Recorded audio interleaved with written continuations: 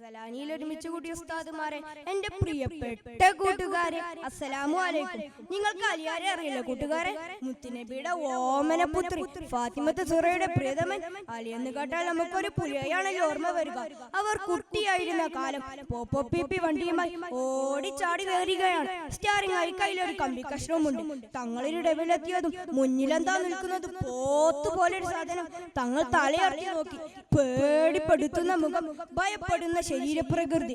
അബ്ദുൽ ബുദ്ധ്, മക്കയിലെ വില്ലാളി വീരൻ, ജഗപോക്കിരി. പക്ഷെ അലിയാർ ഭയപ്പെട്ടില്ല. പ്രായത്തെ മാനിച്ച അലിയാർ അലിക്കുട്ടിയെ തള്ളി തായിട്ടു. അലിക്കുട്ടി വീണു, കാൽമുട്ട് പൊട്ടി, ചോരലിച്ചു. എന്തിനാണ് ഇതാക്ക വൈമാറി നടന്നിട്ടും നിങ്ങളെ ഞാൻ തള്ളിയിട്ടത്? തള്ളിയിട്ടാൽ നീ എന്താ മൂക്കിൽ കയറ്റുമോ? ബുദ്ധുസ് മൂക്കറിയിട്ടു. തങ്ങൾ തിരിഞ്ഞു നടന്നു. ആ നിമിഷം ബുദ്ധുസ് വാളൂരി. അലി തന്നെ വെട്ടി. തങ്ങൾ ഒഴിഞ്ഞു മാറി. വീണ്ടും വെട്ടി. കയ്യിലെ കമ്പി കഷ്ണം കൊണ്ട് തടുത്തു.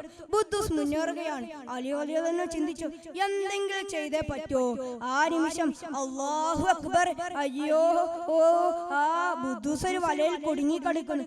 അത് അയക്കാൻ ശ്രമിച്ചതും കൂടുതൽ കുടുങ്ങി. അലിയാർ തന്റെ പാട്ടിന് പോയി. വിവരമറിഞ്ഞ മക്ക മുശ്രിക്കുകൾ നേതാക്കന്മാർ ഓടിയെത്തി. ആ കാഴ്ച കണ്ടവർ അന്താളിച്ചു പോയി. അലിയെ കൊല്ലാനിറങ്ങിയ നമ്മുടെ സർവകല വല്ലവനത അനങ്ങാനാവാതെ കിടന്നു പോകുന്നു. എന്തു പറ്റി? അലി ഇതൊന്ന് ഊരിത്തരൂ, ഞാനിപ്പോ ചാവും. അവർ അയക്കാൻ ശ്രമിച്ചതും ഇനി എന്ത് ചെയ്യും? അവർ ചർച്ച ചെയ്തു. അങ്ങനെ അവർ അലി റളിയല്ലാഹുവിന്റെ ഗുരു അംസാറിനെ സമീപിച്ചു. കാര്യങ്ങൾ ചുരുക്കി പറയും. ഒരു ഐഡിയയും കിട്ടില്ല.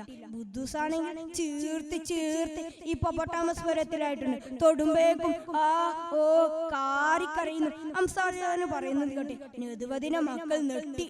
ഈ കുരി കരിക്കല്ലാതെ അയച്ചു മാറ്റാനാവില്ല. വലയം അലി തങ്ങളുടെ കൈ ലജ്ജാഭാരത്തോടെ തലകുനിത്തി നടന്നു നീങ്ങി. നോക്കൂ കൂട്ടുകാരെ, താൻ നിൽക്കേണ്ടടുത്ത് നിങ്ങളുടെ ഫലം ഇതാണ്. കുട്ടികളാണെങ്കിലും ഞാൻ മാറി ചെറുതായി കാണരുത്.